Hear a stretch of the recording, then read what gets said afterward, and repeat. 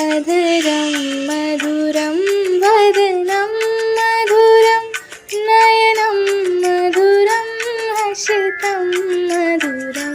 हृदयं मधुरं गमनं मधुरं मधुराधिपतेरखिलं मधुरं मधुराधिपतेरखिलं मधुरम्